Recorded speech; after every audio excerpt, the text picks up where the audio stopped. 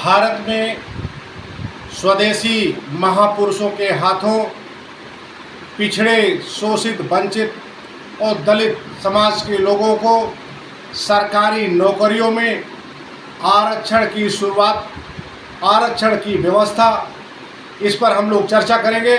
साथ ही साथ एक बहुत बड़ा खौफनाक मंजर जो आरक्षण के विरोध में 1990 में हुआ था, उसकी भी हम चर्चा करेंगे और ये भी चर्चा करेंगे कि ये आरक्षण किन हाथों से मिला और सामाजिक न्याय पर चर्चा होगी। आखिर सामाजिक न्याय की ज़रूरत किसे है और सामाजिक न्याय देगा कौन, सामाजिक न्याय लेना किससे है।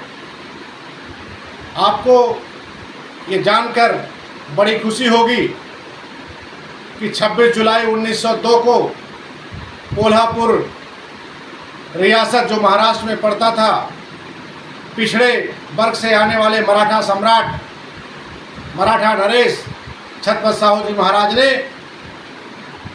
1902 में सर्वप्रथम पिछड़े वर्गों, वंचित वर्गों के लिए राज्य की सीमा के अंदर सेवाओं में, नौकरियों में आरक्षण लागू किया था।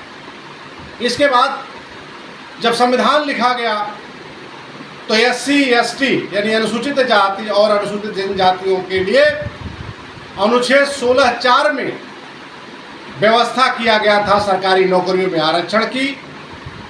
लेकिन यहाँ पर एक बात और बता दिया जाए कि ये व्यवस्था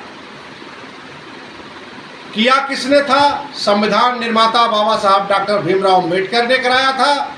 और संविधान के मौलिक अधिकार के अंतर्गत अनुच्छेद 16(4) आता है। तो मौलिक अधिकार सलाहकार समिति के अध्यक्ष कौन थे?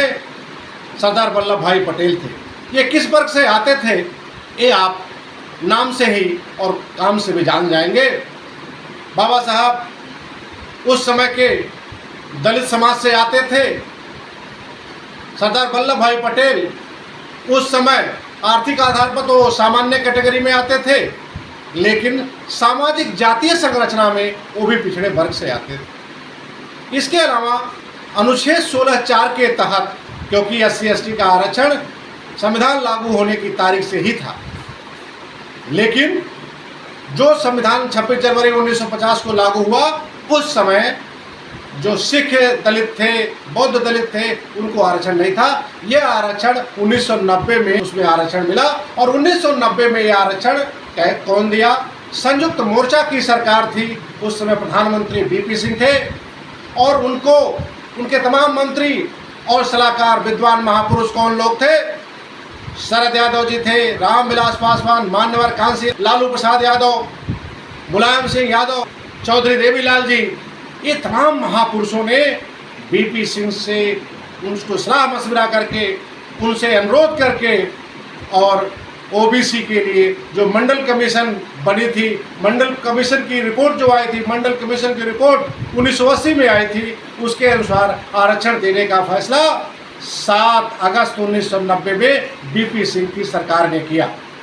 और फिर जब 7 अगस्त 1990 में ये फैसला किया और उसके लगभग एक हफ्ते के अंदर यानी 13 अगस्त 1990 को सरकारी नौकरियों में पिछड़े वर्ग के लिए मंडल आयोग की सिफारिश के आधार पर आरक्षण लागू किया गया, तो VP सिंह की सरकार को समर्थन देने वाले जो आरक्षण विरोधी सोच के लोग थे, जो सबसे बड़ी पार्टी सहयोगी थी, और सरकार गिरा दिया।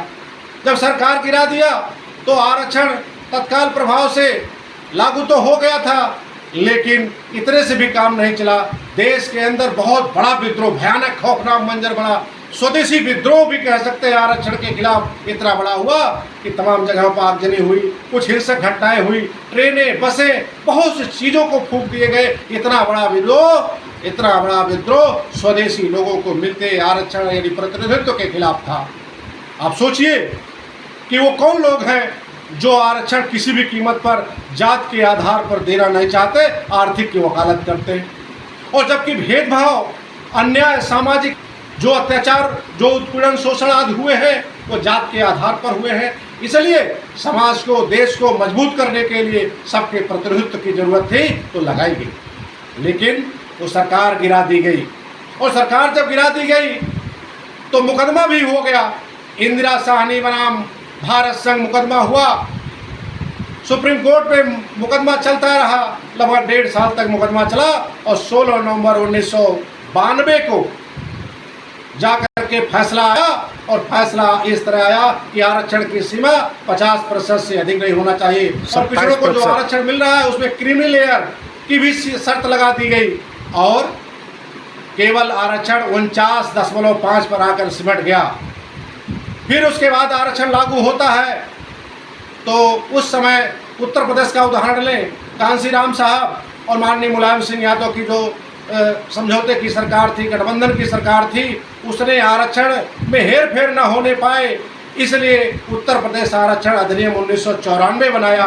उत्तर प्रदेश आरक्षण अधिनियम 1994 में ये व्यवस्था की गई कि जो जिम्मेदार प्राधिकारी जिसको आरक्षण लागू करना है, अगर वो हेर फेर करता है, उसकी धारा 5(1) के तहत उसमें यह था कि सजा का प्रावधान था 3 महीने की जेल, 3 माह की जेल या 1000 रुपये जुर्माना या दोनों हो सकता था, ये प्रावधान किया गया। लेकिन ये विचारणीय है कि सरकारी नौकरियों में आरक्षण देने वाले लोग कौन थे, आरक्षण में कोई हेर फेर भी न होने पाए, इसको भी व्यवस्था बनाने वाले लोग भी सामाजिक न्याय के उस वर्ग से आते थे जिनको सामाजिक न्याय की जरूरत थी। लागू हुआ है, आरक्षण के समस्त मानकों सहित वह लागू रहे, ये आपके लिए चिंता और चर्चा का विषय है। जय लोकतंत्र, जय संविधान, जय भीम। जो जितना है उतना पाए, यही हमारी थीम।